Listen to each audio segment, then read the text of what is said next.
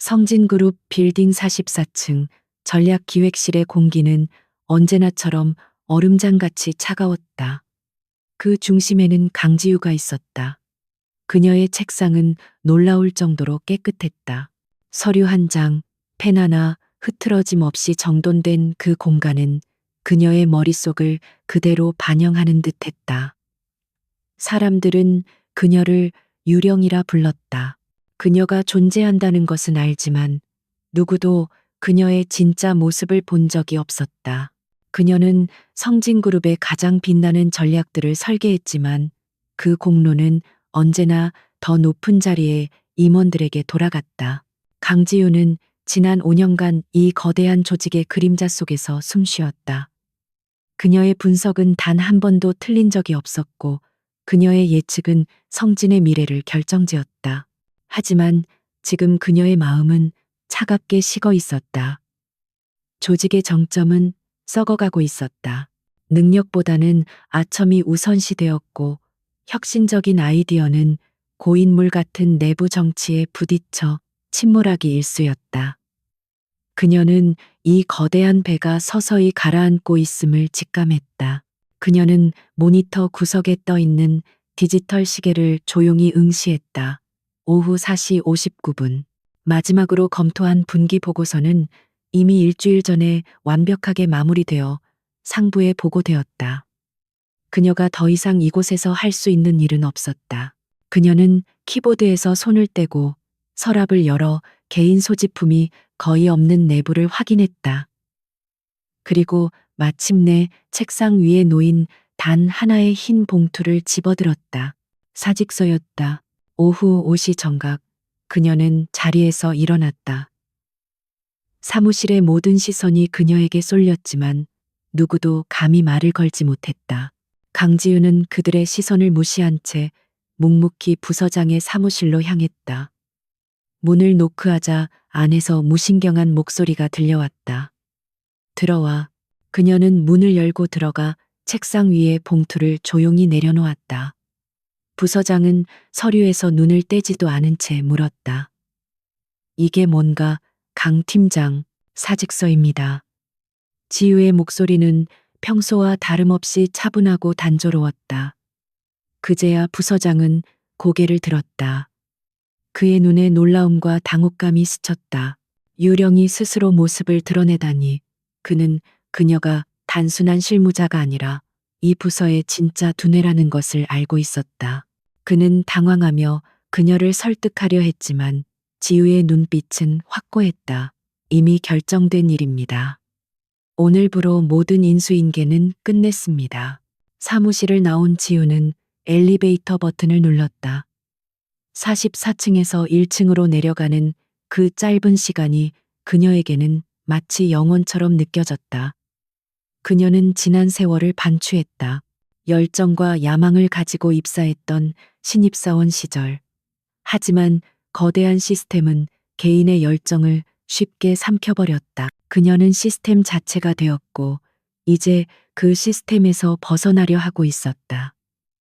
로비에 도착하자 익숙한 유리문 밖으로 서울의 번잡한 거리가 보였다. 그녀가 마지막 카드키를 보안 요원에게 반납하려던 순간이었다. 로비 전체에 울려 퍼지는 묵직한 목소리가 그녀의 발목을 잡았다. 강지우 씨, 잠시 기다리십시오. 지우가 고개를 돌렸다. 그곳에는 비서실장과 2명의 경호원이 서 있었다. 그리고 그들 뒤로 성진그룹의 심장이라 불리는 남자, 권태환 총수가 차가운 무표정으로 걸어오고 있었다. 로비의 모든 사람들이 숨을 죽였다.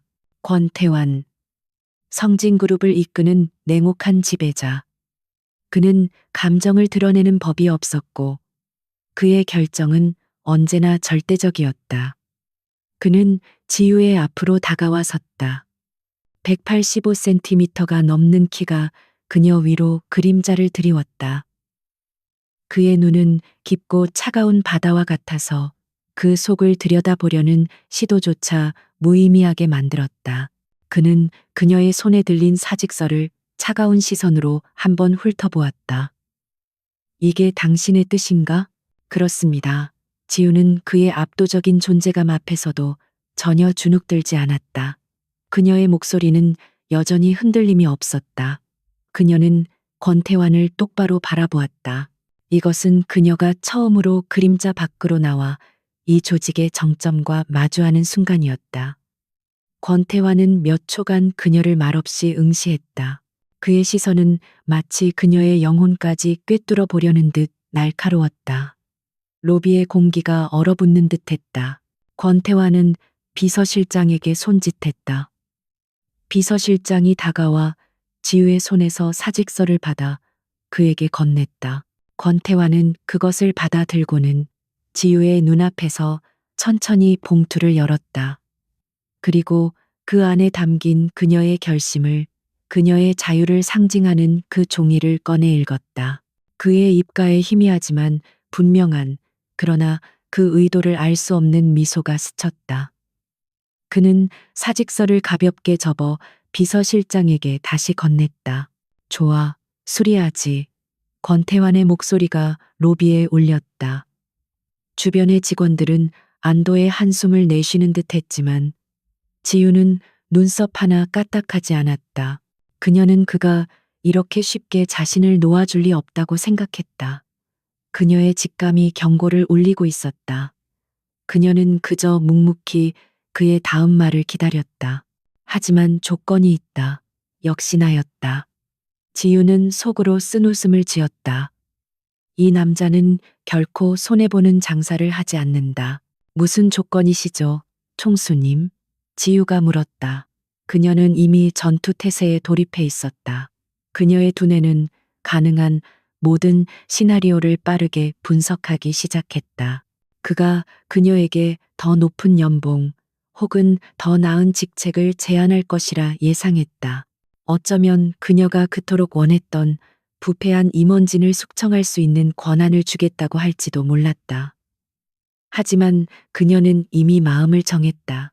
어떤 제안도 그녀를 돌려세울 수는 없었다. 권태환은 그녀에게 한 걸음 더 다가섰다. 두 사람 사이의 거리가 위험할 정도로 가까워졌다. 그는 허리를 숙여 그녀의 귓가에 놨고 차가운 목소리로 속삭였다. 그 목소리는 너무나 조용했지만 로비 전체를 지배하는 듯한 무게를 담고 있었다. 사표는 수리하지. 하지만 내 아내가 되어줘야겠다. 그 순간 강지우의 완벽하게 통제되던 세계에 처음으로 균열이 가기 시작했다. 지우는 순간 자신의 귀를 의심했다. 그녀의 머릿속에서는 수천 개의 데이터가 충돌하고 있었다. 아내? 결혼? 이것은 그녀가 예상했던 그 어떤 비즈니스 제안과도 차원이 다른 문제였다. 그녀는 권태환을 바라보았다. 그의 얼굴에는 농담의 기색이 전혀 없었다. 그의 눈은 여전히 차가웠고 진지했다. 그는 지금 성진그룹의 총수로서가 아니라 알 수 없는 목적을 가진 한 남자로서 그녀 앞에 서 있었다. 로비의 모든 시선이 두 사람에게 고정되었다. 비서실장조차 당황한 기색이 역력했다. 하지만 권태환은 주변의 반응에 전혀 개의치 않았다. 그는 오직 지우의 대답만을 기다리고 있었다. 지우는 빠르게 냉정을 되찾았다. 그녀는 감정적인 혼란을 억누르고 이 상황을 분석하기 시작했다. 이것은 로맨틱한 고백이 아니다. 이것은 거래다.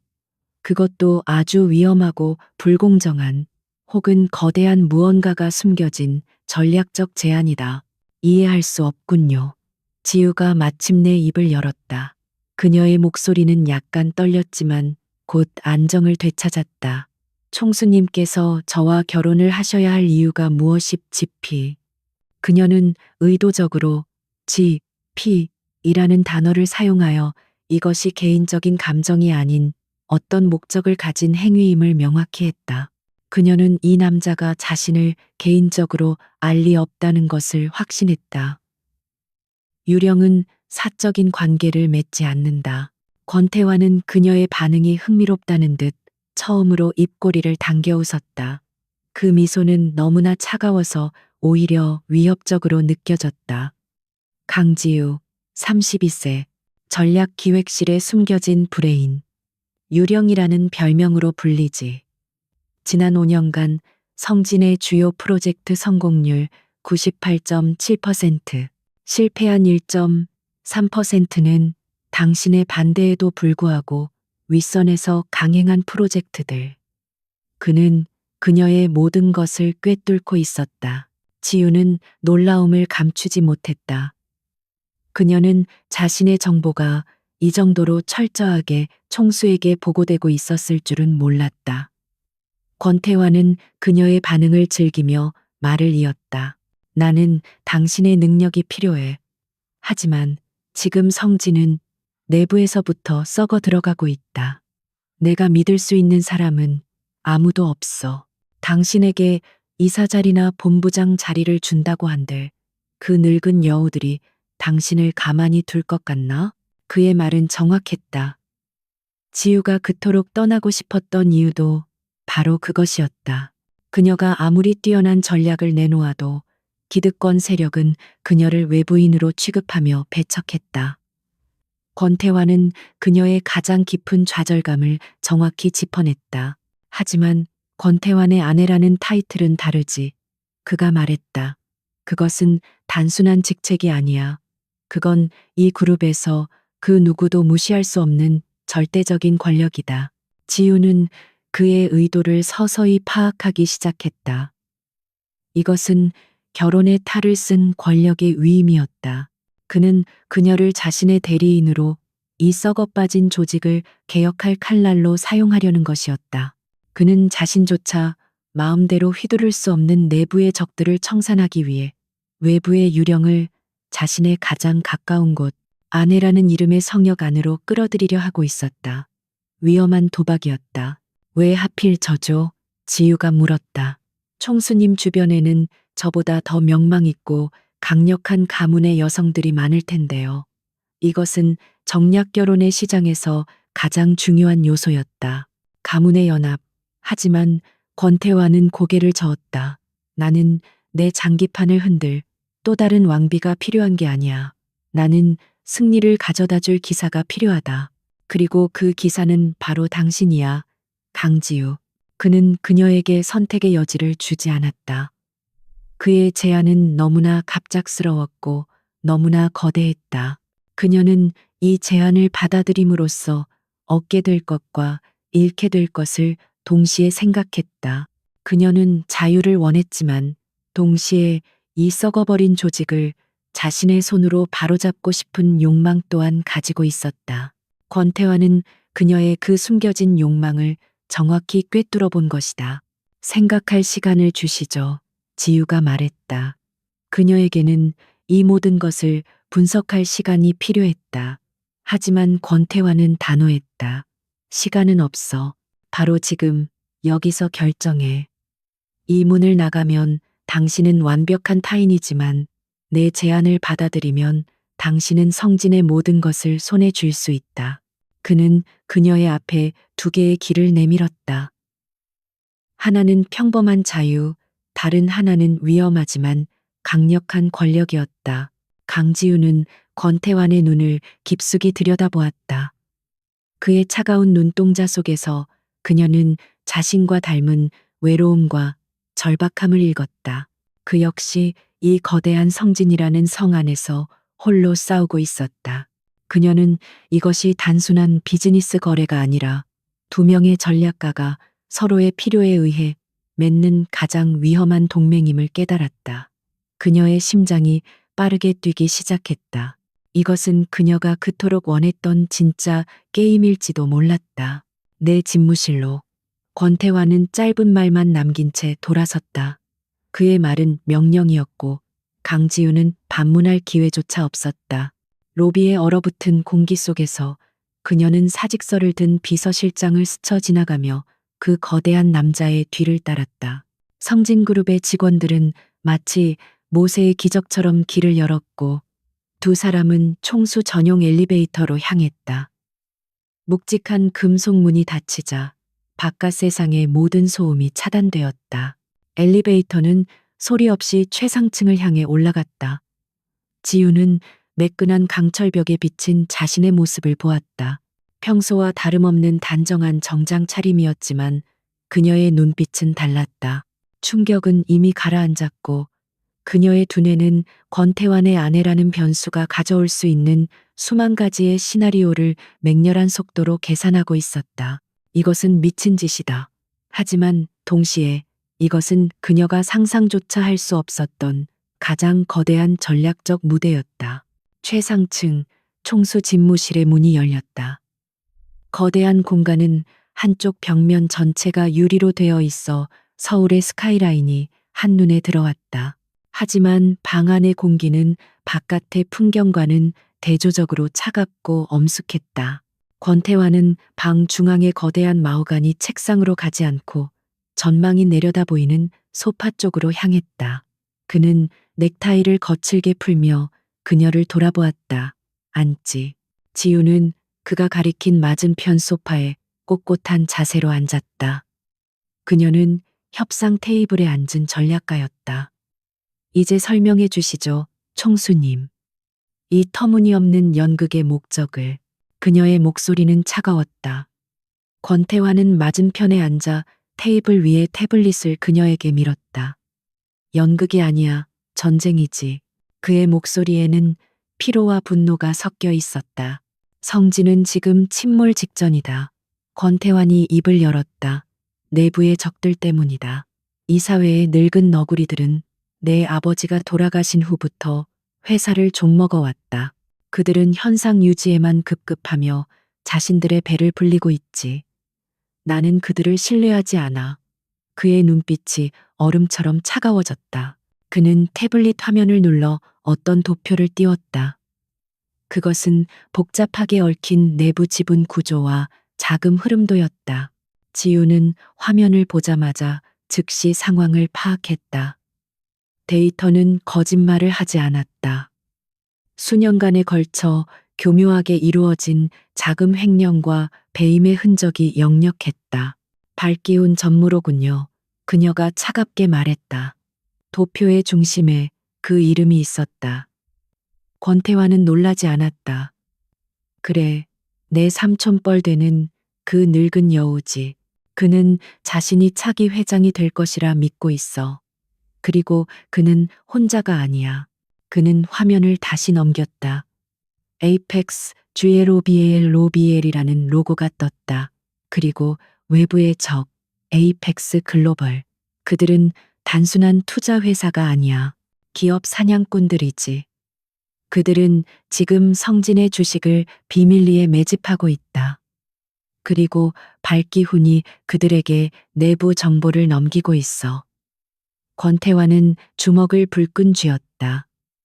그들은 내가 이 사회를 장악하지 못하고 있다는 것을 알고 이 기회에 회사를 통째로 삼키려 하고 있다. 지우는 모든 퍼즐 조각이 맞춰지는 것을 느꼈다. 총수 권태환은 왕좌에 앉아 있지만 실제로는 사방이 적으로 둘러싸인 고립된 왕이었다. 그는 자신의 팔다리를 잘라내야 하는 상황에 처해 있었다. 그래서 제가 필요하시군요. 지우가 말했다. 하지만 왜 아내라는 방식입니까? 저에게 전권을 가진 감사팀장을 맡기실 수도 있었을 텐데요. 권태환은 쓴웃음을 지었다. 그랬다면 당신은 일주일도 버티지 못했을 거다. 발기우는 이사회와 노조까지 장악하고 있어. 그들은 당신을 첩자로 몰아 내쫓거나 최악의 경우 사고로 위장해 제거했을지도 모르지. 그의 말은 과장이 아니었다. 이곳은 정글이었다. 나는 당신에게 방패가 필요해. 그 누구도 감히 건드릴 수 없는 절대적인 지위. 권태환의 아내이자 성진의 안주인이라는 지위. 그는 그녀에게 이 회사의 부패한 시스템을 우회할 수 있는 치트키를 주려는 것이었다. 법적인 권한이 아닌 이 거대한 조직의 위계 질서와 문화를 역이용하는 전략이었다. 총수의 아내라는 자리는 이 사회의 승인도 주주들의 동의도 필요 없지. 하지만 그 권력은 이사들보다 강력하다. 당신은 내 이름으로 공식적인 내 대리인으로서 그들의 모든 것을 들여다볼 수 있게 될 거다. 당신은 유령이니까. 권태환이 그녀를 꿰뚫어 보듯 말했다. 나는 당신이 지난 5년간 박기훈 라인의 방해 공작 속에서도 어떻게 핵심 프로젝트들을 성공시켰는지 전부 보고받았어. 당신은 시스템의 허점을 파고드는 방법을 알지. 나는 당신에게 그 허점을 파고드는 것을 넘어 시스템 자체를 무너뜨릴 힘을 주려는 거다. 그는 자리에서 일어나 책상으로 걸어갔다. 그는 책상 서랍에서 두꺼운 서류철을 꺼내 지우 앞에 테이블에 올려놓았다. 쿵 하는 묵직한 소리가 났다. 이건 혼인서약서가 아니야. 이건 거래 조건이다. 지우는 서류철을 열었다. 첫 장에는 전략적 제휴 및 기밀 유지 계약서라는 제목이 붙어 있었다. 이것은 사랑이나 낭만과는 거리가 먼 철저한 비즈니스 문서였다. 계약서는 수백 개의 조항으로 가득 차 있었다. 계약 기간, 목표 달성 시까지. 목표, 성진그룹 내부의 부패 세력 척결 및 에이펙스 글로벌의 적대적 인수합병 저지.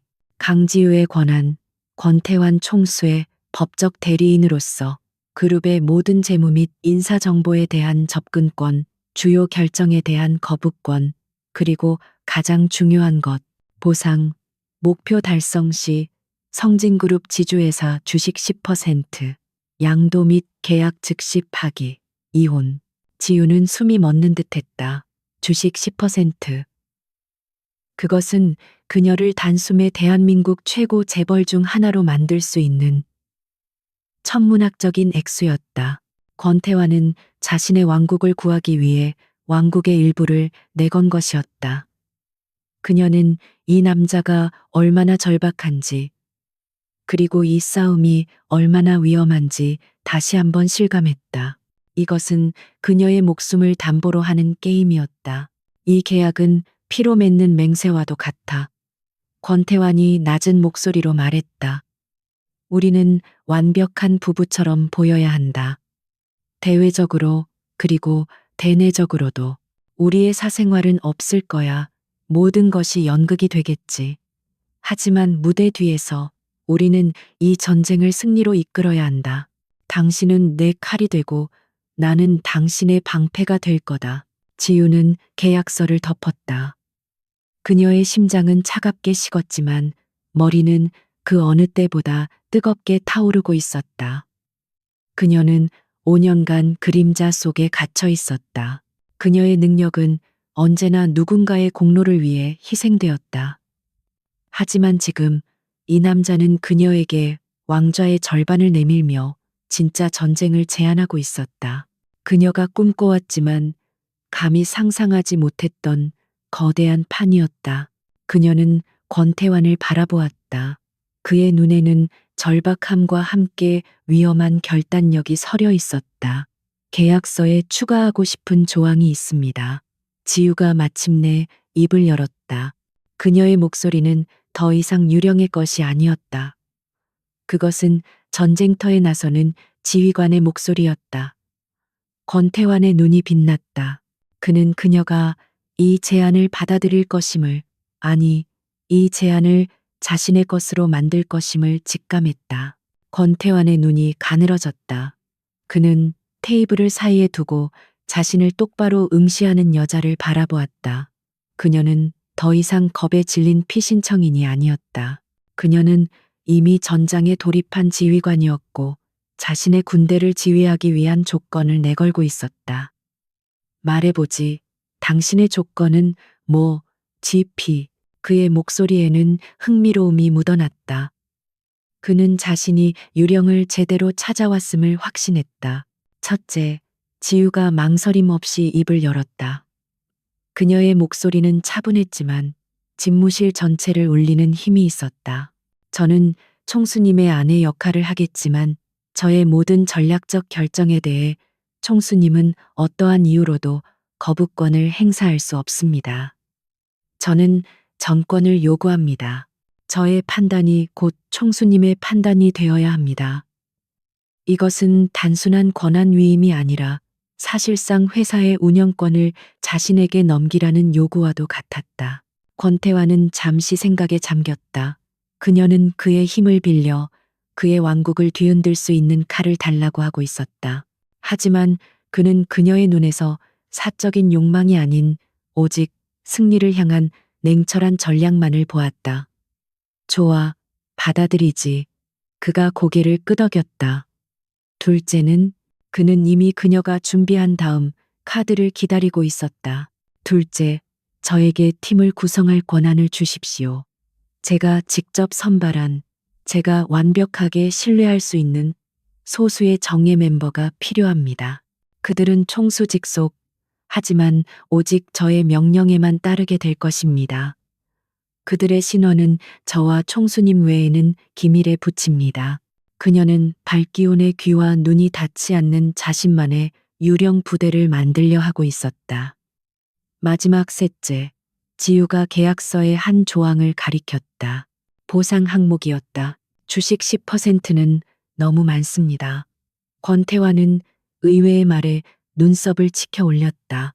이 전쟁에서 승리했을 때 저는 발기훈 전무와 그 하수인들이 불법적으로 축적한 모든 재산을 환수할 것을 요구합니다. 그 환수된 재산의 30%를 성공 보수로 받겠습니다. 그리고 그 돈은 제 이름이 아닌 제가 지정하는 재단을 통해 성진그룹의 피해 직원들에게 보상금으로 지급될 것입니다. 권태환은 순간 말문이 막혔다. 그는 그녀가 더 많은 돈이나 권력을 요구할 것이라 예상했다. 하지만 그녀는 돈이 아닌 정의와 명분을 요구했다. 그녀는 이 싸움을 사적인 복수나 이익 챙기기가 아닌 부패 척결이라는 대의명분으로 끌고 가려 하고 있었다. 이것은 발기훈을 법적으로 그리고 도덕적으로 완벽하게 매장시킬 수 있는 가장 강력한 무기였다. 당신이라는 여자는 권태환이 낮은 목소리로 중얼거렸다. 그는 그녀가 자신보다 더 멀리 내다보고 있음을 깨달았다. 당신의 모든 조건을 받아들이지. 권태환이 최종적으로 선언했다. 그는 비서실장에게 인터폰을 걸었다. 법무팀장, 지금 당장 내 집무실로 계약서 수정본을 가지고 올라와. 그리고 그는 지우를 바라보며 말했다. 혼인신고서도 함께. 두 사람 사이에 더 이상의 말은 필요 없었다. 거대한 전쟁의 서막이 오르는 순간이었다. 계약은 신속하게 체결되었다. 다음 날 아침 성진그룹은 발칵 뒤집혔다. 아니, 대한민국 재계 전체가 충격에 휩싸였다. 성진그룹 권태환 총수, 전략기획실 강지우 팀장과 전격 결혼 발표. 조간신문 일면을 장식한 헤드라인은 그야말로 폭탄 선언이었다. 아무도 예상하지 못했다. 권태환의 사생활은 철저히 베일에 쌓여 있었고 강지유라는 이름은 성진 내부에서조차 아는 사람이 거의 없었다. 사내 메신저는 이른 아침부터 마비 상태였다. 강지유가 누구야? 44층의 그 유령? 총수님이 미인계에 넘어간 건가? 아니야, 이건 분명 정략 결혼이야. 강지유라는 여자가 숨겨진 재벌 가문의 딸일 거야. 온갖 추측이 난무했지만 그 누구도 진실에 접근하지 못했다. 44층 전략기획실 직원들은 자신들이 매일 보던 그 조용한 팀장이 하루아침에 총수 사모님이 되었다는 사실을 믿을 수 없었다. 가장 큰 충격을 받은 것은 이사회의 늙은 여우들이었다. 특히 발기훈 전무는 자신의 사무실에서 신문을 구겨버렸다.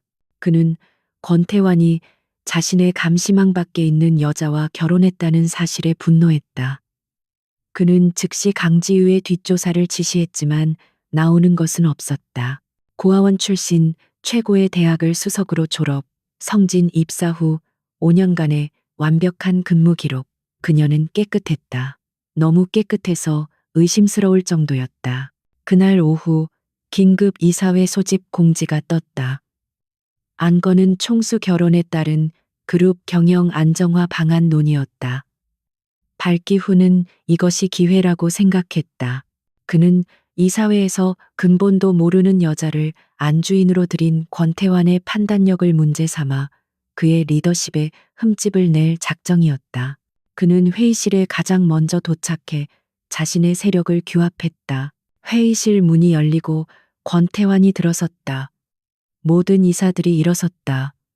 하지만 그들의 시선은 권태환이 아닌 그의 뒤를 따라 들어오는 여자에게 고정되었다. 강지유였다. 그녀는 어제와 똑같은 단정한 검은색 정장 차림이었다. 화려한 보석도 명품 가방도 없었다. 하지만 그녀의 존재감은 회의실 전체를 압도했다. 그녀는 더 이상 44층의 유령이 아니었다.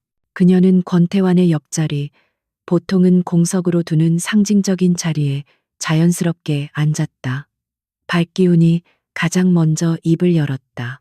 그의 목소리는 걱정하는 충신처럼 위장되어 있었다. 총수님, 축하드립니다.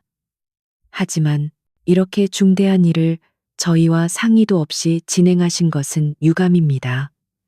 하물며 상대가 회사의 직원이었다뇨. 그룹의 이미지에 말이 채 끝나기도 전에 지유가 입을 열었다. 박 전무님. 그녀의 목소리는 크지 않았지만 회의실의 모든 소음을 잠재웠다. 제 소개가 늦었군요. 이제부터는 강지유 팀장이 아닌 총수님의 법적 대리인이자 아내 강지유입니다. 그녀는 이사들을 천천히 둘러보았다. 그들의 눈에는 경멸과 호기심이 뒤섞여 있었다.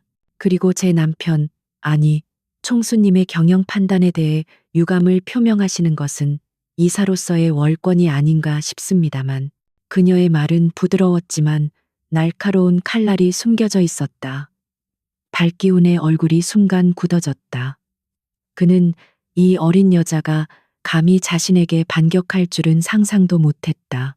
그는 헛기침을 하며 분위기를 수습하려 했다. 허허, 제가 오해를 살 만한 발언을 했군요.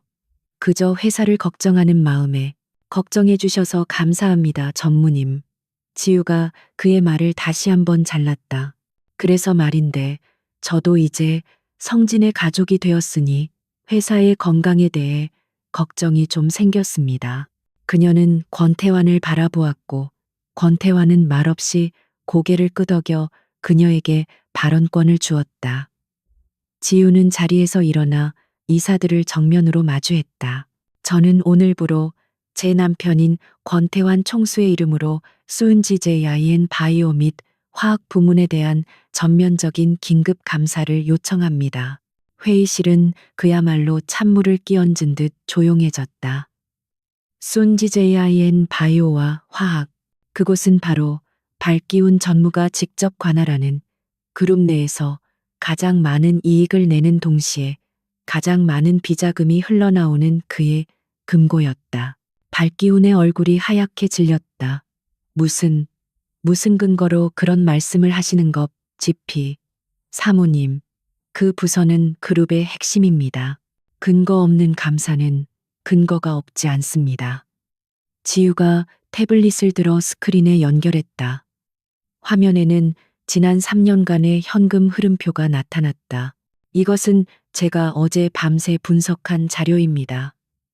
공식적인 장부상으로도 최소 5천억 원의 자금 흐름이 불투명합니다. 유령이 5년간 해온 일이 바로 이것이었다. 그녀는 그룹의 모든 데이터를 꿰뚫고 있었다. 그녀는 발기운의 금고가 어디인지, 그리고 그 문을 여는 열쇠가 무엇인지 정확히 알고 있었다. 이것은 의혹이 아니라 사실입니다. 저는 이 감사를 통해 박 전무님의 결백을 증명하고 외부의 기업 사냥꾼들에게 성진이 얼마나 투명하고 건강한지 보여주고 싶을 뿐입니다. 전무님, 협조해 주시겠, 지피? 지유의 미소는 차가웠다. 그녀는 발기운에게 거부할 수 없는 덫을 놓았다. 감사를 거부하면 스스로 범인임을 인정하는 꼴이 되었고, 받아들이면 자신의 모든 것이 파헤쳐질 것이었다. 권태환은 팔짱을 낀 채 자신의 아내가 늙은 여우를 완벽하게 궁지로 모는 모습을 차가운 만족감으로 지켜보고 있었다. 전쟁은 시작되었다. 유령은 그렇게 화려하게 왕좌의 바로 옆자리로 등극했다. 권태환의 펜트하우스는 성진그룹 본사 최상층에 위치해 있었다. 그곳은 한강과 서울의 야경이 파노라마처럼 펼쳐지는 감탄을 자아내는 공간이었지만 공기는 집무실만큼이나 차가웠다. 결혼이라는 단어가 무색하게도 그들의 신혼집은 완벽하게 분리된 두 개의 영역으로 나뉘어 있었다. 그들은 남편과 아내가 아니라 24시간 전시 상황에 돌입한 두 명의 지휘관이었다. 밤 12시 거대한 거실은 작전 상황실로 변해 있었다. 지우는 소파에 앉아 태블릿을 검토하고 있었고 태화는 창가에 서서 도시의 불빛을 내려다보고 있었다. 발기운이 움직이기 시작했습니다. 지우가 화면에서 눈을 떼지 않은 채 말했다.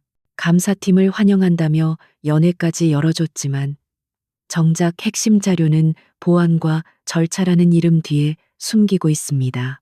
예상했던 바다. 태환이 낮은 목소리로 답했다.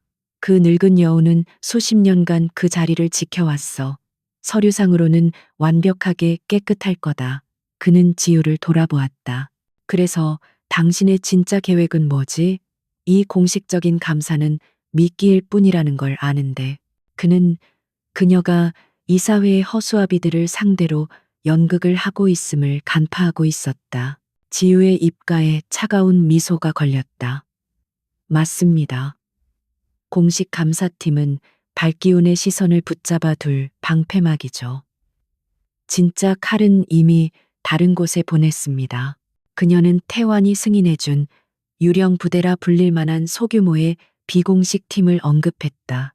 그들은 성진의 직원이 아닌 지우가 과거 업계에서 눈여겨보았던 최고의 화이트 해커와 재무 분석가들로 구성되어 있었다. 그들은 지금 발기운의 금고가 아닌 쓰레기통을 뒤지고 있습니다. 다음 날 지우는 SUNG제인 바이오 본사에 마련된 임시 감사실로 출근했다. 그녀가 엘리베이터에서 내리자 발기운 전무가 마치 기다렸다는 듯 과장된 미소로 그녀를 맞이했다. 아이고 사모님, 이렇게 이른 시간부터 직접 챙기시다니. 저희 같은 늙은이들은 그저 황송할 따름입니다. 그는 사모님이라는 호칭을 교묘하게 비꼬듯 사용하며 그녀를 경영과 무관한 안주인으로 깎아내리려 했다. 전무님. 지우는 그의 악수를 무시하고 가볍게 고개를 숙였다. 제가 이곳에 온 것은 사모님으로서가 아니라 총수님의 법적 대리인으로서입니다. 그리고 제 직함보다는 어제 요청드린 서버 접근 로그 기록을 먼저 확인하고 싶군요. 그녀는 발기훈의 가식적인 친절에 휘말릴 생각이 전혀 없었다. 그녀는 전쟁을 하러 온 것이지 사교 모임을 하러 온 것이 아니었다. 발기훈의 눈에 순간 노기가 스쳤지만 그는 금세 인자한 삼촌의 가면을 다시 썼다. 물론이지, 물론이야. 하지만 사모님, 아니, 대리인님, 경영이라는 것이 그리 간단치가 않습니다. 숫자가 모든 것을 말해주지는 않죠. 특히 바이오 분야는 복잡한 이해관계가 얽혀 있습니다. 그는 노골적으로 그녀를 훈계하며 애송이가 감당할 수 없는 영역이라고 경고하고 있었다. 그 복잡한 이해관계 때문에 지금 회사가 외부의 사냥꾼들에게 노출된 것 아닙니까? 지우가 그의 말을 정면으로 받아쳤다. 저는 숫자가 아닌 사실을 보러 왔습니다. 전무님께서 떳떳하시다면 이 감사가 오히려 전무님의 결백을 증명할 좋은 기회가 될 것입니다. 그러니 협조해 주시죠. 그녀의 말은 정중했지만 그 안에는 물러설 곳 없는 벼랑이 있었다. 그날 오후 지유는 발기운이 마련해준 화려하지만 고립된 사무실에서 공식적인 서류들을 검토했다. 예상대로 모든 것은 완벽하게 조작되어 있었다. 하지만 그녀는 서류에 집중하는 척하며 실제로는 자신의 비밀팀과 보안 메신저를 통해 데이터를 주고받고 있었다. 유령 부대는 발기운이 숨긴 핵심 서버가 아닌 이미 폐기된 하드 드라이브와 백업 서버의 데이터를 복원하는 데 성공했다. 그때였다. 지우의 사무실 문을 잠그는 전자 도어록에서 틱하는 작은 소리가 났다. 그녀가 고개를 들었다. 방금 전까지만 해도 정상적으로 작동하던 시스템이었다. 그녀는 문으로 다가가 손잡이를 돌렸지만 문은 꿈쩍도 하지 않았다. 그리고 동시에 사무실의 모든 조명이 꺼지고 비상등 하나만 켜졌다. 완벽한 고립이었다. 이것은 실수가 아니었다. 정교하게 계획된 경고였다. 발기운이 그녀에게 너는 지금 적진 한복판에 있으며 네 목숨은 내 손에 달려있다는 메시지를 보내고 있었다. 그는 그녀가 여자라는 점을 이용해 공포심을 심으려 한 것이다. 하지만 지우는 당황하지 않았다. 그녀는 오히려 이런 유치한 협박이 발기운이 궁지에 몰리기 시작했다는 증거라고 판단했다. 그녀는 태블릿을 열어 내부망이 아닌 자신의 팀이 구축한 비상통신망에 접속했다. 상황 발생, C 구역, 10분 이내로 해결할 것. 그녀는 짧은 메시지를 보냈다. 그리고 그녀는 어둠 속에서 조용히 기다렸다. 그녀의 심장은 두려움이 아닌 차가운 분노와 끓어오르는 투지로 가득 차 있었다. 발기우는 유령을 너무 얕보았다. 그녀는 그림자 속에서 싸우는 데에는 자신보다 더 익숙한 사람이 없다는 것을 곧 깨닫게 해줄 생각이었다. 그녀는 이 어둠 속에서 적의 첫 번째 실수를 찾아내고 있었다. 사무실의 어둠은 짙었지만 강지유의 눈은 그 어둠 속에서 더욱 형형하게 빛났다. 그녀는 벽에 기대어 침착하게 시간을 확인했다. 그녀가 자신의 유령 부대에게 준 시간은 10분이었다. 1분이 흐르고 2분이 흘렀다. 밖에서는 어떤 소리도 들리지 않았다. 발기후는 이 밀실에 그녀를 가둠으로써 공포와 무력감을 심어주려 했겠지만 그는 상대를 완전히 잘못 골랐다. 지우에게 이 어둠은 공포가 아닌 완벽한 사색의 공간이었다. 정확히 8분 30초가 지났을 때였다. 철컥하는 소리와 함께 비상등조차 꺼졌던 사무실에 모든 조명이 일제히 들어왔다. 눈이 부실 정도의 백색광이 쏟아졌고 동시에 굳게 닫혀있던 전자도어록이 해제되는 소리가 들렸다. 그것은 단순한 정전 복구가 아니었다. 이 건물의 중앙 통제 시스템에 대한 완벽한 장악을 의미했다. 그녀의 팀이 발기운의 방화벽을 뚫고 관리자 권한을 탈취한 것이다. 지우는 헝클어짐 없는 모습으로 사무실 문을 열고 밖으로 나갔다. 복도에는 아무 일도 없었다는 듯 평온했다. 하지만 그녀가 몇 걸음 떼지 않았을 때 발기운 전무가 비서들과 함께 우연히 그 앞을 지나가고 있었다. 그는 지우를 발견하고는 과장된 놀라움을 연기했다. 아니, 이게 누지피 사모님, 괜찮으십니까? 이쪽 구역에 전력서지 스위지가 있었다고 들었는데 쯧쯧 관리팀 녀석들이 형편없군요. 염려해 주셔서 감사합니다. 전무님. 지우가 그의 가증스러운 연기를 차갑게 받아쳤다. 하지만 단순한 전력 문제치고는 보안 시스템까지 완벽하게 다운되었더군요. 매우 정교한 사고였습니다. 그녀는 발기운을 똑바로 바라보며 말했다. 이 건물의 보안 시스템 전체에 대한 정밀 진단을 총수님께 건의드려야겠습니다. 특히 전무님께서 관할하시는 이 바이오 부문부터 말이죠. 발기운의 인자한 미소의 순간 금이 가는 것을 지우는 놓치지 않았다. 그는 이 어린 여자가 협박에 굴복하기는커녕 오히려 자신의 안방을 더 깊게 파고들겠다고 선언하는 것에 당황했다. 그는 그녀가 단순한 장식용 사모님이 아니라 자신과 동등하거나 그 이상의 전략가임을 어렴풋이 깨닫기 시작했다. 그리고 그 깨달음은 그를 더욱 초조하고 위험하게 만들었다. 그는 더 빠른 수를 써야만 했다. 며칠 후 감사팀의 조사는 계속되었지만 발기운의 교묘한 방해로 실질적인 소득은 거의 없었다. 그는 온갖 절차와 규정을 내세워 핵심 자료에 대한 접근을 차단했다. 지우는 표면적으로는 그들의 속도에 맞춰주는 듯 보였지만 물밑에서는 그녀의 유령 부대가 발기훈이 숨겨놓은 비자금의 흐름을 맹렬히 추적하고 있었다. 그리고 마침내 발기훈이 초조함 속에서 실수를 저질렀다. 사건은 긴급 임원 회의에서 터졌다. 성진그룹 내부망에 치명적인 보안 경보가 울렸다.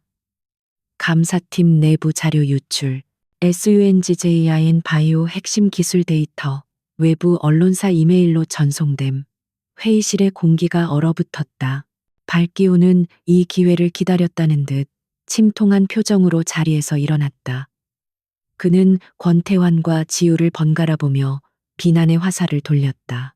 총수님, 저는 이 무리한 감사가 회사의 근간을 흔들 것이라 경고했습니다. 발기훈이 목소리를 높였다. 결국 이런 사태가 벌어지고 말았습니다. 경험도 없는 외부 인력들, 아니 내부 직원들로 급조된 감사팀이 우리의 가장 민감한 정보를 유출했습니다. 그는 스크린에 증거를 띄웠다. 유출된 이메일의 발신자는 감사팀의 최연소 멤버인 안지민 대리였다. 안지민 대리는 지우가 전략기획실 시절부터 눈여겨보았던 능력은 출중하지만 융통성이 없어 상사들에게 미움받던 직원이었다. 지우는 이번 감사팀에 그녀를 직접 발탁했다. 안 대리는 회의실로 불려왔고 그녀는 겁에 질려 울먹이며 자신이 한 일이 아니라고 부인했다. 정말입니다.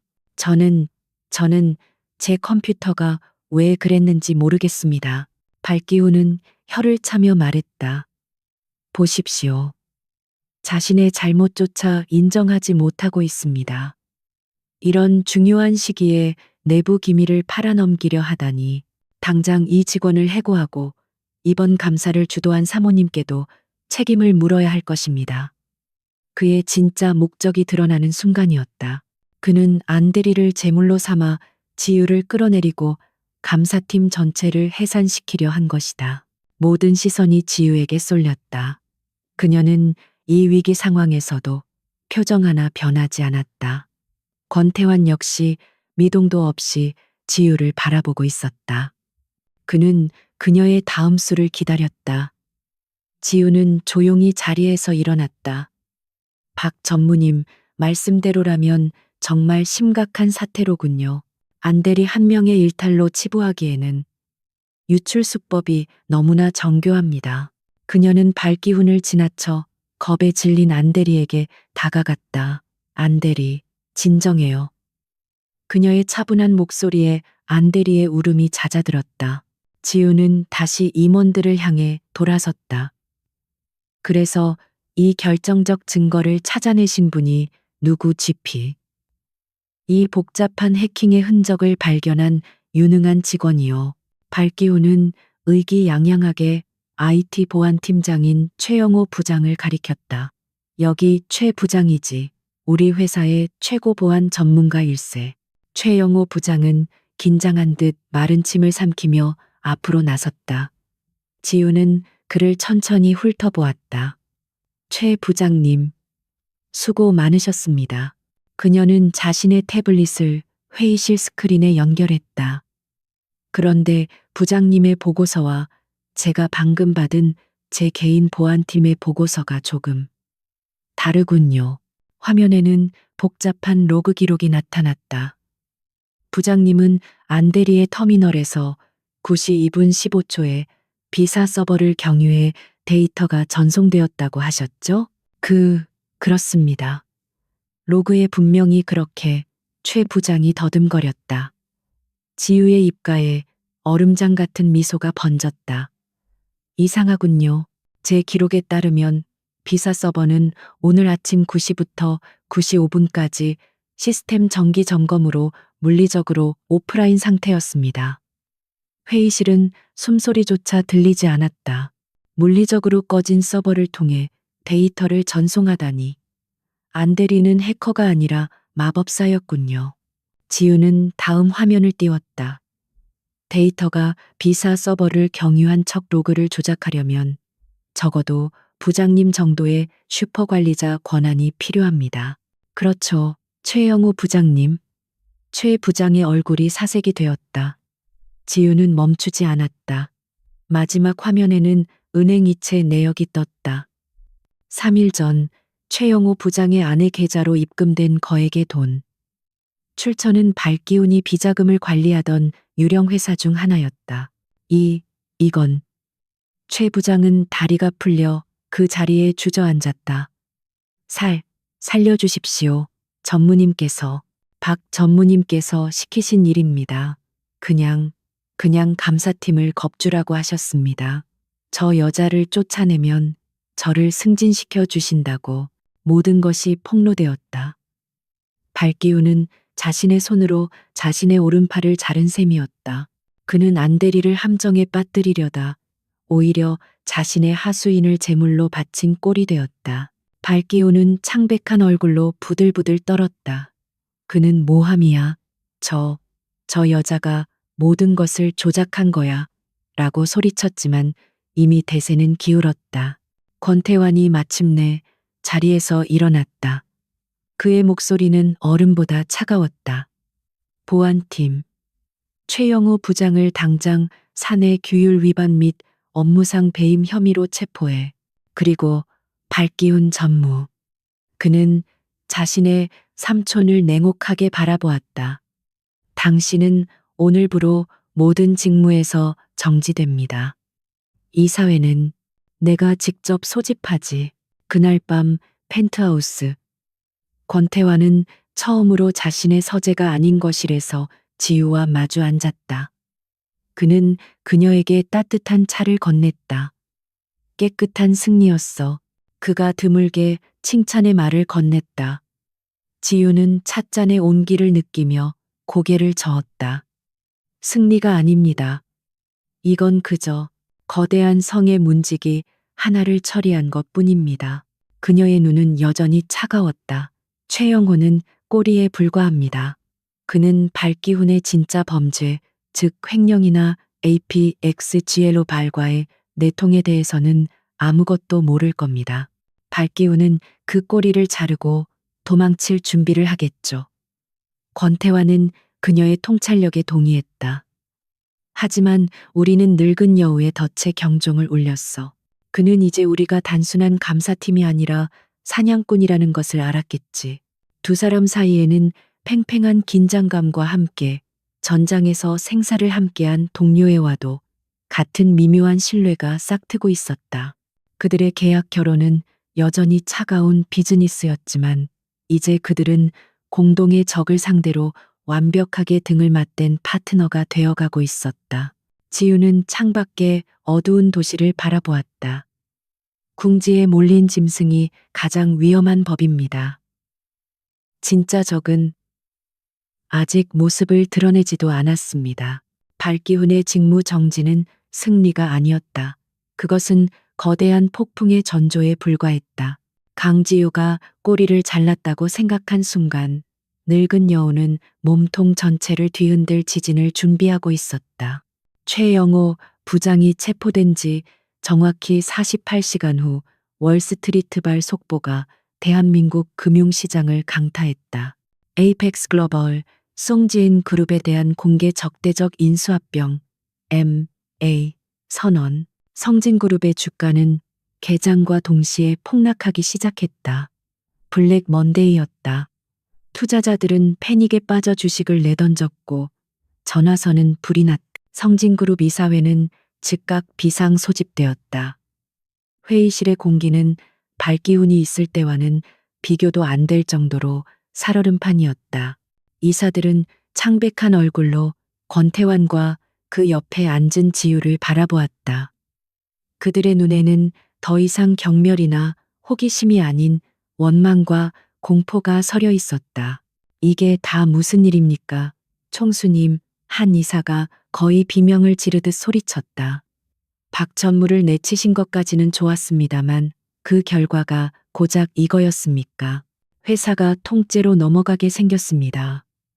또 다른 이사가 거들었다. 에이펙스 글로벌은 단순한 투자 회사가 아닙니다. 그들은 기업을 사들여 갈기갈기 찢어 팔아넘기는 하이에나들입니다. 이 사태를 어떻게 책임지실 겁니까?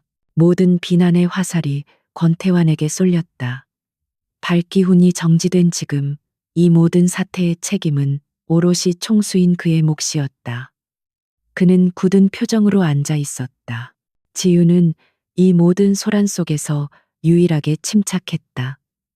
그녀는 태블릿을 통해 실시간으로 쏟아지는 에이펙스 글로벌의 전략적 보고서와 시장 반응을 분석하고 있었다. 그녀의 눈이 가늘어졌다. 그들의 전략이 너무 완벽합니다. 지우가 낮은 목소리로 말했다. 그녀의 목소리에 회의실이 순간 조용해졌다. 그녀는 스크린에 에이펙스의 공격 포인트를 띄웠다. 그들은 스윈지제이엔 바이오의 취약점뿐만 아니라 우리가 외부에 한 번도 공개한 적 없는 스윈지제이엔 중공업의 차세대 기술 개발 자금난까지 정확히 파악하고 있습니다. 권태환의 눈빛이 차갑게 가라앉았다. 그 정보는 발기운조차 접근할 수 없는 1급 기밀이다. 맞습니다. 지우가 데이터를 넘겼다. 발기훈 전무는 탐욕스럽지만 이 정도로 정교한 국제 금융 전략을 구사할 두뇌는 없습니다. 그는 이용당한 것입니다. 더 깊고 더 강력한 내부의 적이 에이펙스에 정보를 제공하고 있습니다. 혹은 에이펙스가 우리의 상상 이상으로 깊숙이 침투해 있거나요. 시장은 공포에 질려 무너지고 있었다. 성진의 오랜 동맹이었던 은행들조차 자금 지원을 망설이기 시작했다. 그들은 침몰하는 배에 함께 타고 싶어 하지 않았다. 그날 밤 펜트하우스의 거실은 거대한 전쟁 상황실이 되었다. 수십 개의 모니터가 주가 변동과 외신 속보를 실시간으로 중계하고 있었다. 권태환은 몇 시간째 전화기를 붙들고 있었다. 그는 자신의 모든 인맥과 자원을 총동원해 우호 지분을 확보하려 했었다. 이봐, 김 회장. 30년 우정을 이런 식으로 내팽개칠 텐가. 끊어? 감히.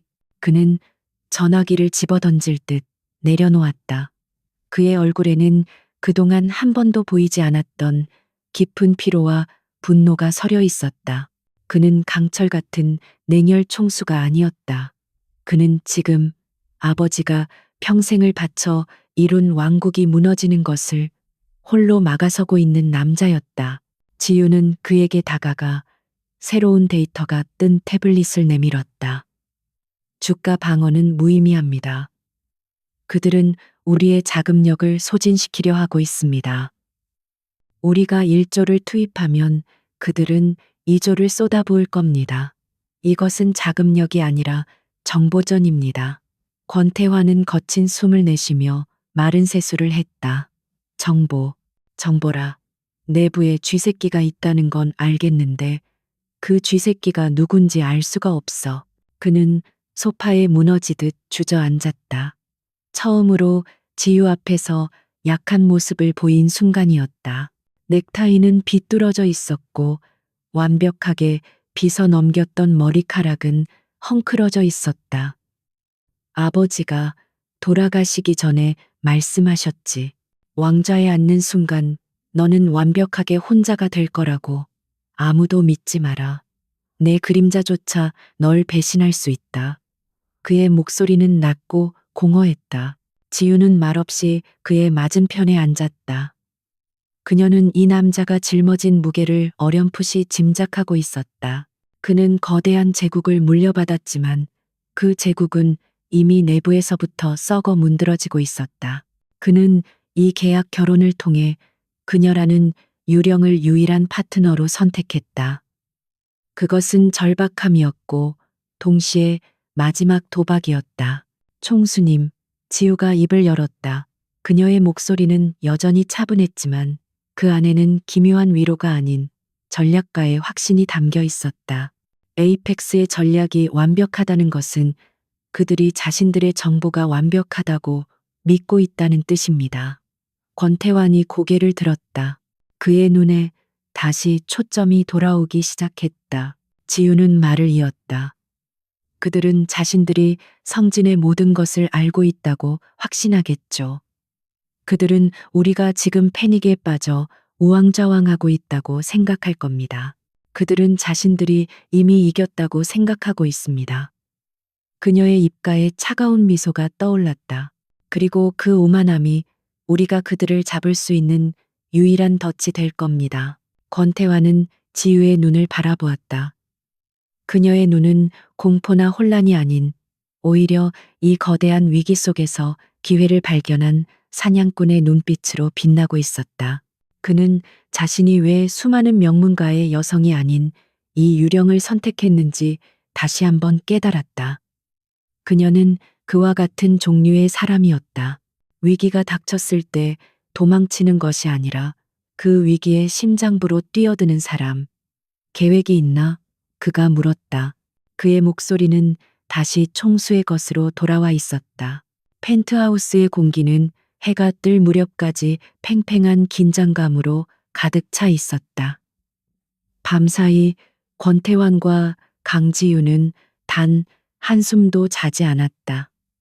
그들은 무너지는 주가 차트를 배경으로 전쟁의 승패를 가를 단 하나의 전략을 완성하고 있었다. 그것은 지유가 제안한 모든 것을 건 도박이었다. 이 계획은 성공 아니면 파멸뿐이야. 권태환이 붉게 충혈된 눈으로 말했다. 우리가 가진 모든 것을 잃을 수도 있어. 우리는 이미 모든 것을 잃기 직전입니다. 지우가 흔들림 없는 목소리로 답했다. 에이펙스는 우리가 가진 패를 모두 잃고 있습니다. 그렇다면 우리가 할 일은 단 하나, 그들이 잃고 있는 그 패가 가짜라는 것을 모르게 하는 것입니다. 그녀의 계획은 대담했다. 아니, 무모했다. 그녀는 에이펙스와 내부의 배신자에게 가짜 기밀 정보를 흘려 그들을 완벽한 함정으로 유인하려 하고 있었다. 정보의 출처가 문제입니다. 태환이 지적했다. 발기후는 이미 직무 정지 상태다. 최영호도 잡혀 들어갔지. 에이펙스는 지금쯤 자신들의 정보 라인이 끊겼다고 생각할 거야. 그들이 새로운 정보를 쉽게 믿을 리가 없어.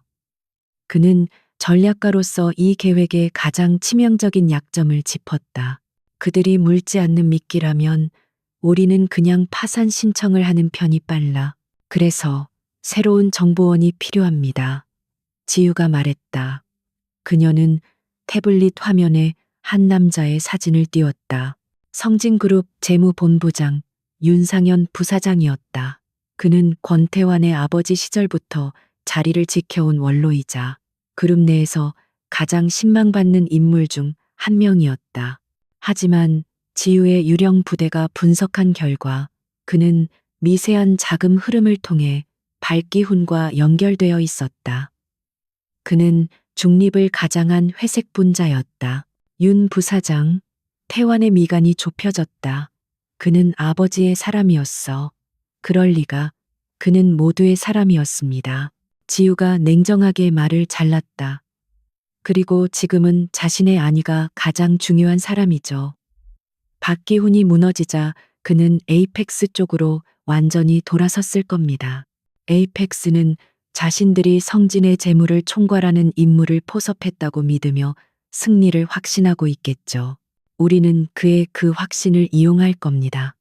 지우가 계획의 핵심을 설명하기 시작했다. 윤 부사장에게 치명적인 정보를 흘릴 겁니다. 그가 보기에 권태환 총수가 절박함 속에서 무리하게 감추려는 성진의 가장 깊은 약점에 대한 정보를요. 그는 이것이 에이펙스에게 바칠 최고의 선물이자 자신의 새로운 주군에게 충성심을 증명할 기회라고 생각할 겁니다. 그녀가 제안한 가짜 정보는 실로 치명적이었다. 그것은 손지지아이엔 바이오가 개발 중인 신약의 임상 3상 데이터가 사실은 치명적인 부작용을 숨기기 위해 조작되었으며 이 사실이 밝혀질 경우 그룹 전체가 파산할 수 있다는 내용이었다.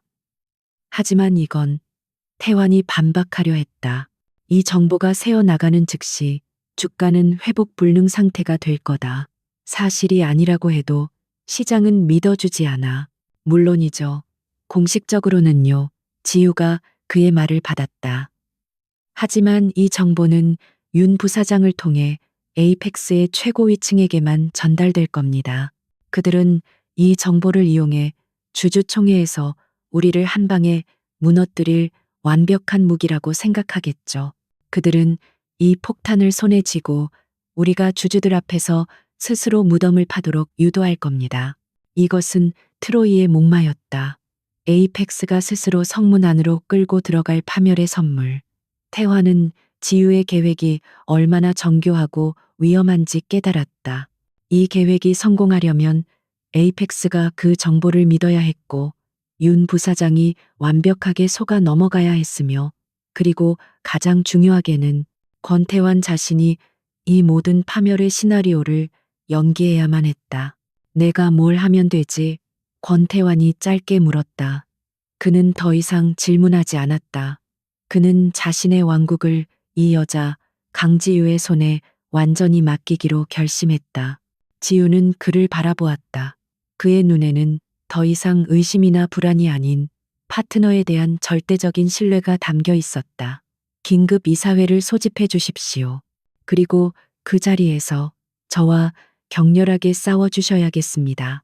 다음 날 아침 소집된 긴급 이사회는 그야말로 아수라장이었다. 권태환은 SUNG-JN 바이오를 매각해서라도 현금을 확보해야 한다고 주장했고 강지유는 신약 개발은 그룹의 미래이며 임상 데이터는 완벽하다며 결사반대하는 연기를 펼쳤다. 두 사람의 대립은 격렬했다. 태화는 서류를 집어던지며 분노했고 지유는 차갑게 그와 맞섰다. 당신은 내 아내이기 이전에 내 적들을 끌어들인 원흉이야. 태환이 소리쳤다.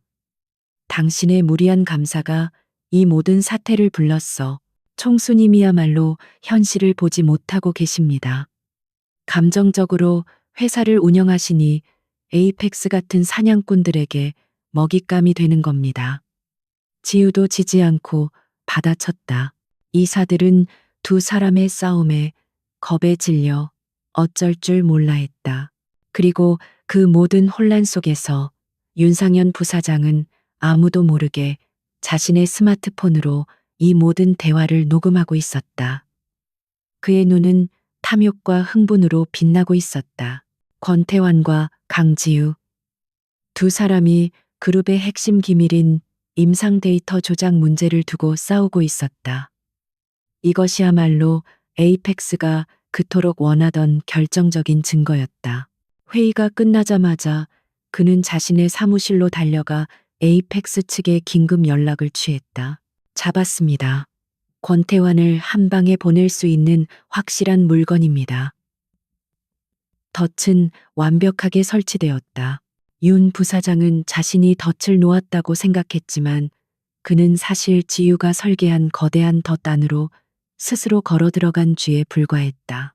이제 남은 것은 사냥꾼들이 그들의 승리를 자축하며 함정의 중심부로 들어오는 것을 기다리는 일뿐이었다. 지우와 태화는 그날 밤 처음으로 폭풍전의 고요를 맞이했다. 서로의 눈을 바라보며 이 잔인한 연극의 마지막 장을 준비했다. 운명의 날 성진그룹 본사 대강당에서 열린 임시 주주총회는 시작 전부터 전쟁터를 방불케 했다. 강당은 분노한 소액 주주들과 날카로운 눈빛의 기관 투자자들, 그리고 이 거대 기업의 몰락을 실시간으로 중계하기 위해 몰려든 기자들로 발 디딜 틈이 없었다. 공기는 수많은 사람들의 불안과 분노, 그리고 탐욕이 뒤섞여 무겁게 가라앉아 있었다. 단상 위 권태환과 강지우는 나란히 앉아 있었다. 두 사람은 완벽하게 포위된 성의 마지막 군주들처럼 보였다. 회의가 시작되자마자 에이펙스 GL로발 측의 법률 대리인이자 M&A 전문가인 마이클 행걸가 단상으로 나섰다. 그는 날카로운 푸른 눈으로 청중을 압도하며 유창한 한국어로 포문을 열었다. 존경하는 주주 여러분, 저희는 오늘 성진그룹을 구하기 위해 이 자리에 섰습니다. 현 경영진 권태환 총수와 그의 아내가 된 강지유 씨의 독단적이고 무모한 경영으로 인해 여러분의 귀중한 자산이 휴지 조각이 될 위기에 처했습니다. 그는 스크린에 지난 몇 주간의 주가 폭락 그래프를 띄웠다. 그것은 마치 벼랑에서 떨어지는 듯한 붉은색 수직선이었다. 이것이 현 경영진의 성적표입니다. 그들은 발기운 전무와 같은 오랜 충신을 근거 없이 숙청하며 내부 혼란을 야기했고, 검증되지 않은 인물, 그는 노골적으로 지유를 쳐다보았다에게 회사의 운명을 맡겼습니다. 그 결과가 바로 이것입니다. 강당은 물러나라, 책임져라, 는 고함으로 가득 찼다. 권태환은 굳은 표정으로 정면을 응시했고, 지유는 무표정한 얼굴로 태블릿을 내려다볼 뿐이었다. 그들의 침묵은 주주들의 분노를 더욱 부채질했다. 마이클 행거는 이 기세를 몰아 결정타를 날릴 준비를 했다. 하지만 주가 폭락은 시작에 불과했습니다. 저희는 권태환 총수가 숨기려 했던 성진그룹의 더럽고 끔찍한 비밀을 입수했습니다. 이 비밀을 폭로하기 위해 양심의 가책을 이기지 못한 내부 고발자를 이 자리에 모셨습니다. 모든 사람의 시선이 강당 뒤편으로 쏠렸다. 문이 열리고 성진그룹의 재무본부장 윤상현 부사장이 천천히 걸어 나왔다. 그의 얼굴은 고뇌와 결단으로 가득 찬 영웅처럼 연출되어 있었다. 그는 단상에 올라 마이크 앞에 섰다. 저는 성진에서 30년을 근무했습니다. 돌아가신 권 회장님을 모시며 이 회사를 제 집처럼 여겼습니다. 하지만 더 이상 이 거대한 사기극에 침묵할 수 없었습니다. 사기극이라니, 그게 무슨 소리야? 주주들이 술렁였다. 윤상현은 권태환을 비통한 눈빛으로 바라보았다. 총수님, 아니, 권태환 씨, 어떻게 소니지 바이오의 임상 3상 데이터를 조작할 생각을 하셨습니까? 폭탄이 터졌다. 강당은 그야말로 아수라장이 되었다. 기자들의 카메라 플래시가 미친 듯이 터졌다. 임상 조작이라고? 그 신약이 우리 희망 아니었나? 윤상현은 결정적 증거라며 음성 파일 하나를 재생했다. 그것은 바로 며칠 전 권태환과 강지유가 격렬하게 싸웠던 그 이사회 회의의 녹음이었다. 당신의 무리한 감사가 이 모든 사태를 불렀어. 총수님이야말로 현실을 보지 못하고 계십니다.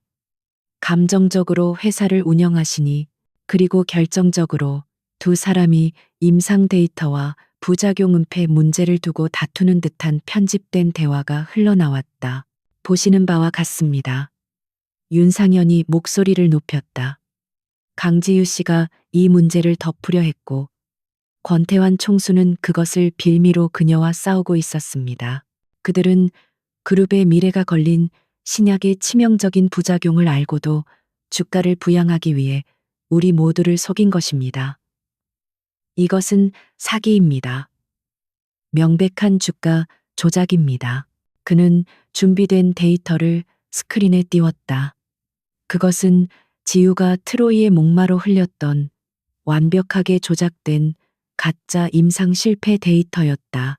청중은 경악을 금치 못했다.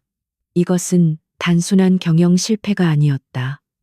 이것은 그룹의 근간을 뒤흔드는 범죄였다. 에이펙스의 마이클 행거가 다시 마이크를 잡았다. 그의 얼굴에는 승리자의 미소가 가득했다. 이제 모든 것이 명백해졌습니다. 현 경영진은 성진을 이끌 자격이 없습니다. 그들은 주주들을 기만한 범죄자들입니다. 그는 단호한 목소리로 외쳤다. 이에 APXG로 베이롭은 주주 여러분의 권익을 보호하기 위해 현 경영진 전원 권태환과 강지유의 즉각적인 해임과 저희가 추천하는 전문 경영인으로 구성된 비상대책위원회의 즉각적인 설치를 정식으로 발의합니다. 박수와 함성이 터져 나왔다. 대세는 완전히 기운 것처럼 보였다. 권태환은 얼굴을 감싸쥔 채 고개를 숙였다. 그는 완벽하게 패배한 왕처럼 보였다. 강지우는 창백한 얼굴로 입술을 깨물고 있었다. 윤상현 부사장은 양심 선언을 마친 의인처럼 꼿꼿이 서 있었고, 마이클 행거는 의장에게 해임안에 대한 긴급 표결을 요청했다. 모든 것이 지우와 태환이 설계한 함정의 정점을 향해 치닫고 있었다. 적들은 자신들이 승리했다고 확신하며 축배를 들 준비를 하고 있었다. 바로 그 순간이었다. 모든 것이 끝났다고 생각된 바로 그 순간, 대강당의 모든 스피커에서 날카로운 하울링이 울리더니 굳게 입을 다물고 있던 강지우의 목소리가 장내를 압도했다. 잠깐. 그녀가 마이크에 대고 말한 것은 단 한마디였지만 그 차갑고 맑은 목소리는 모든 소란을 칼로 자른 듯 잠재웠다. 그녀는 천천히 자리에서 일어섰다. 창백했던 그녀의 얼굴은 온데간데 없었고, 그 자리에는 적진의 심장부에서 칼을 뽑아드는 지휘관의 냉철함만이 남아 있었다. 윤상현 부사장님. 그녀가 단상에 서 있는 배신자를 불렀다. 30년간 성진에 몸담으신 분의 양심선언, 참으로 감동적이었습니다. 그녀는 윤 부사장을 지나쳐 승리를 만끽하고 있던 마이클 행거를 바라보았다. 그리고 마이클 행거 씨, 당신의 프레젠테이션도 아주 인상적이더군요. SUNGGN 바이오의 치명적인 부작용 데이터 아주 정확하게 짚으셨습니다. 너무나도 정확하게.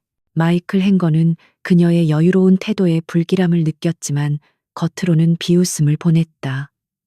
이제 와서 무슨 궤변을 늘어놓으려는 겁니까? 강지우 씨. 증거는 명백합니다. 물론이죠. 지우가 웃었다. 얼음장 같은 미소였다. 증거는 명백합니다. 당신들이 우리가 설치한 덫에 완벽하게 걸려들었다는 증거 말입니다. 뭐라고요? 행거의 미간이 좁혀졌다. 주주들이 다시 술렁이기 시작했다. 지우는 주저앉아 있던 권태환에게 손을 내밀었다. 태환은 그녀의 손을 잡고 일어섰다. 그의 얼굴에서도 패배자의 모습은 사라져 있었다. 그는 아내이자 동료인 그녀의 곁에 섰다. 지금부터 지우가 대강당의 메인 스크린을 가리켰다. 진짜 쇼를 시작하겠습니다. 스크린이 바뀌었다. 윤 부사장이 제시했던 가짜 데이터가 사라지고 숨지아이엔 바이오의 실제 임상 3상 데이터가 나타났다. 하지만 그것은 평범한 데이터가 아니었다. FDA 승인 대기 중이라는 붉은색 스탬프와 함께 모든 부작용 항목이 안전 기준치 이내로 표시된 완벽한 성공 보고서였다. 이것이 SUNGJN 바이오 신약의 진짜 데이터입니다. 지난주 미국 식품의약국 FDA의 최종 승인 절차에 들어간 성진의 차세대 동력이죠. 강당은 충격에 휩싸였다. 그럼 아까 그 데이터는? 한 주주가 외쳤다. 그것은 지우가 윤상현을 차갑게 바라보았다. 제가 직접 만든 가짜 데이터입니다. 내부의 쥐새끼, 즉 에이펙스 글로벌과 내통하는 배신자를 잡기 위해 흘린 트로이의 목마였죠. 그녀는 스크린을 다시 넘겼다. 화면에는 윤상현이 자신의 사무실에서 에이펙스 측과 비밀스럽게 통화하는 CCTV 영상이 나타났다. 음성은 변조가 풀린 채 선명하게 흘러나왔다. 잡았습니다. 권태환을 한 방에 보낼 수 있는 확실한 물건입니다. 윤상현의 얼굴이 새하얗게 질렸다. 그는 자신이 완벽하게 속았다는 것을, 자신이 양심선언이랍시고 외친 모든 것이 사실은 강지우가 써준 대본이었다는 것을 깨달았다. 그리고 이사회 녹음 파일. 지우가 말했다. 그것 역시 저와 총수님이 윤 부사장님을 위해 준비한 작은 연극이었습니다. 안타깝게도 편집 실력이 형편없으시더군요. 그녀는 원본 음성 파일을 재생했다.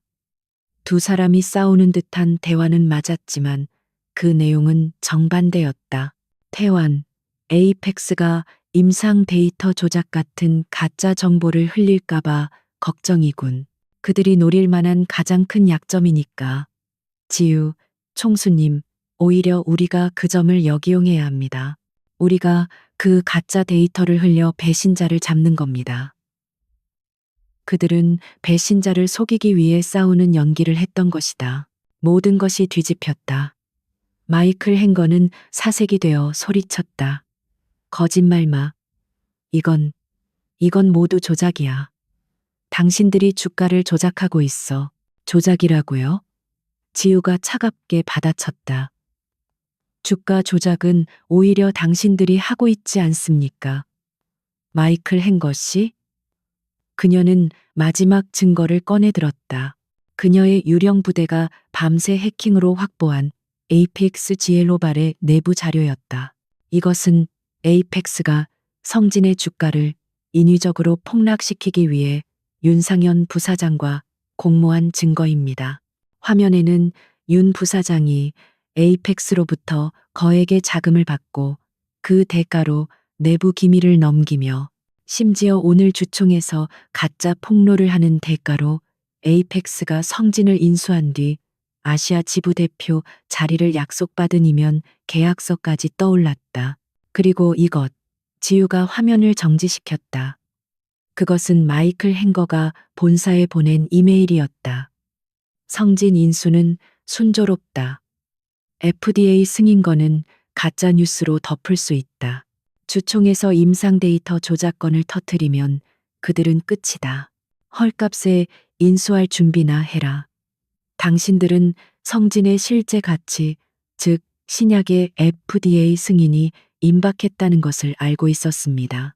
그럼에도 불구하고 내부 배신자와 공모의 가짜 정보로 주가를 폭락시키고 회사를 헐값에 삼키려 했죠. 이것이 당신들이 말하는 정당한 MA입니까? 아니면 국제 금융 사기입니까? 체크메이트, 체크메이트. 지우가 마이클 행거를 향해 나지막이 선언했다. 강당 뒤편의 문이 열리고 검찰 수사관들이 들이닥쳤다. 그들은 곧장 단상으로 향했다. 윤상현은 다리가 풀려 그 자리에 주저앉았다. 마이클 행거는 외교관 면책 특권을 주장하려 했지만 수사관들은 그의 손에 차가운 수갑을 채웠다. 그들은 국제 시세 조작 및 내부자 거래 공모 혐의로 긴급 체포되었다. 발기운 전무 역시 그의 별장에서 체포되었다는 속보가 스크린 한쪽에 떴다. 그가 에이펙스와 최초로 접촉했던 증거가 윤상현의 자료에서 함께 발견된 것이다. 늙은 여우도, 그를 이용한 하이에나도, 그리고 하이에나에게 붙으려던 쥐새끼도 모두 강지우라는 유령이 설계한 거대한 함정 안에서 일망타진되었다. 강당은 잠시 동안의 침묵 후 엄청난 환호와 박수 소리로 가득 찼다. 주주들은 방금 전까지의 분노는 잊은 채 자신들의 회사를 구해낸 새로운 안주인과 총수를 향해 열광했다. 강지우는 그 모든 소음 속에서 조용히 권태환을 바라보았다. 그는 수많은 카메라 플래시 속에서 오직 그녀만을 바라보고 있었다. 그의 차가웠던 눈에는 그 누구도 본 적 없는 뜨거운 무언가가 담겨 있었다. 전쟁은 끝났다. 유령은 마침내 빗속으로 걸어 나왔다. 주주총회의 폭풍이 지나간 후 성진그룹에는 차가운 철의 질서가 자리 잡기 시작했다. 강지유와 권태환, 이 두 명의 공동지휘관은 승리에 도취할 틈도 없이 즉각적인 대청소에 돌입했다. 발기운 전무와 윤상현 부사장을 필두로 한 부패의 뿌리는 생각보다 깊었지만 유령의 눈을 피할 수는 없었다. 지우가 지난 5년간 그림자 속에서 축적해온 데이터와 이번 전쟁을 통해 확보한 권력은 가장 강력한 무기였다. 그룹의 구조 조정은 외과수술처럼 빠르고 정확하게 진행되었다. 지우는 발기훈, 라인의 빌부터 무능과 부패를 일삼던 임원들을 가차없이 척결했다. 그 빈자리는 그녀가 오랫동안 눈여겨보았던 능력은 있지만 줄이 없어 밀려났던 실무진들로 채워졌다. 안지민 대리는 최연소 감사팀장으로 승진하며 지유의 가장 믿음직한 눈과 귀가 되었다. 성진은 비로소 낡은 껍데기를 벗고 새로운 피를 수혈받기 시작했다. 권태환은 이 모든 과정을 아내의 뒤에서 묵묵히 지원했다. 그는 자신의 방패 역할을 충실히 이행했다.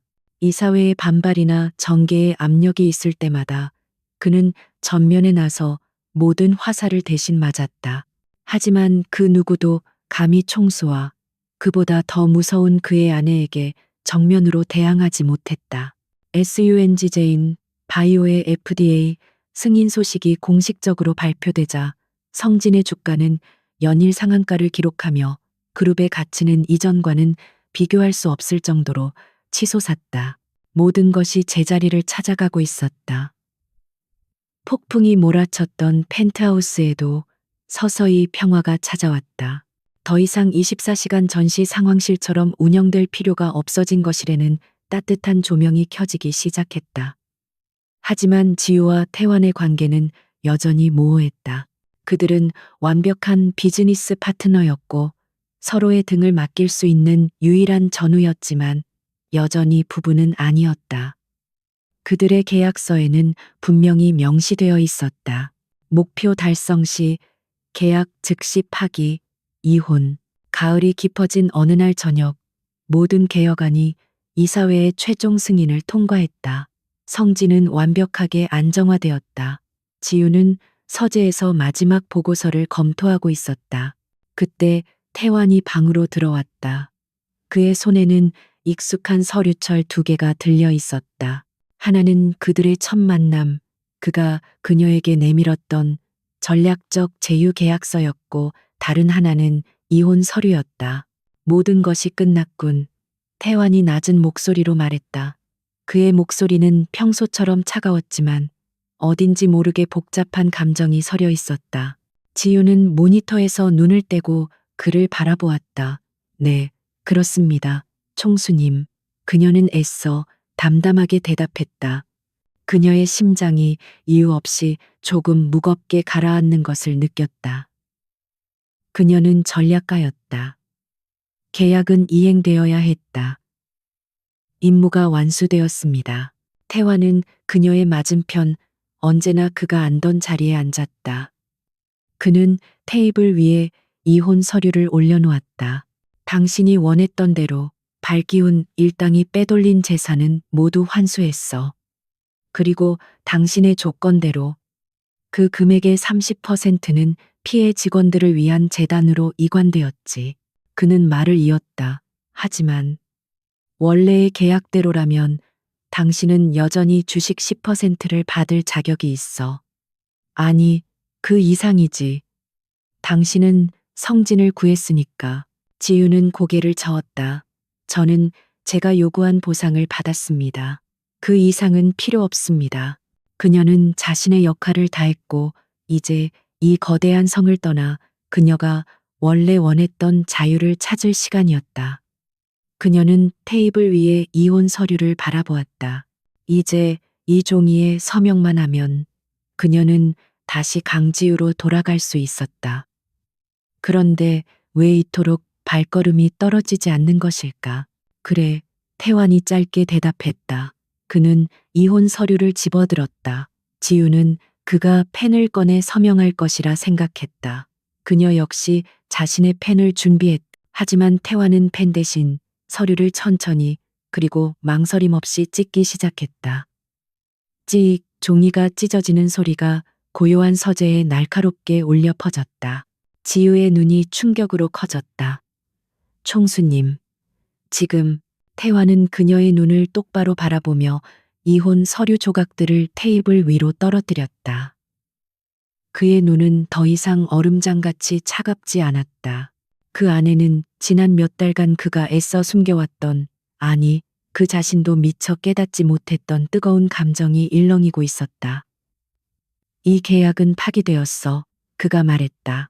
하지만 다른 계약을 제안하고 싶군. 그는 자리에서 일어나 지우에게로 다가왔다. 그는 그녀의 책상에 걸터 앉아 그녀와 눈높이를 맞췄다. 두 사람 사이의 거리는 그 어느 때보다 가까웠다. 강지유. 그가 처음으로 그녀를 유령이나 사모님이 아닌 그녀의 이름 석자로 불렀다. 나는 당신이 필요해. 성진의 총수로서가 아니라 한 남자, 권태환으로서. 지유는 숨을 쉴 수 없었다. 그녀의 완벽한 분석 능력과 냉철한 판단력이 이 남자 앞에서는 무용지물이 되었다. 이것은 그녀가 계산했던 그 어떤 시나리오에도 없던 변수였다. 그는 그녀에게서 시선을 떼지 않은 채 그녀의 손을 조심스럽게 잡았다. 그의 손은 따뜻했다. 나는 당신과 평생을 함께할 전략적 파트너가 되고 싶어. 이익을 나누는 파트너가 아니라 삶을 공유하는 파트너. 그는 그녀의 손등에 가볍게 입을 맞추었다. 나와 결혼해 주겠나? 지유 씨, 이번에는 어떤 조항도 어떤 보상도 없는 진짜 계약으로. 그는 처음으로 그녀에게 미소를 보였다. 냉소나 전략적인 미소가 아닌 한 남자가 사랑하는 여자에게 보내는 진심 어린 미소였다. 강지우는 자신의 심장이 맹렬하게 뛰는 것을 느꼈다. 그녀는 평생을 그림자 속에서 살아왔다. 그녀는 모든 것을 분석하고 통제하려 했다. 하지만 지금 그녀는 이 예측 불가능한 남자 앞에서 완전히 무장해제되었다. 그녀는 이 남자가 내민 새로운 계약이 그녀의 인생에서 가장 위험하지만 가장 가치 있는 도박임을 깨달았다. 그녀는 더 이상 유령이 아니었다. 그녀는 권태환의 여자였다.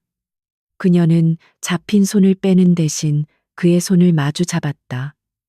그리고 그녀 역시 처음으로 그에게 진심으로 미소 지었다. 그 계약 검토해보죠. 아주 긍정적으로. 두 사람의 진짜 이야기는 그렇게 다시 시작되고 있었다.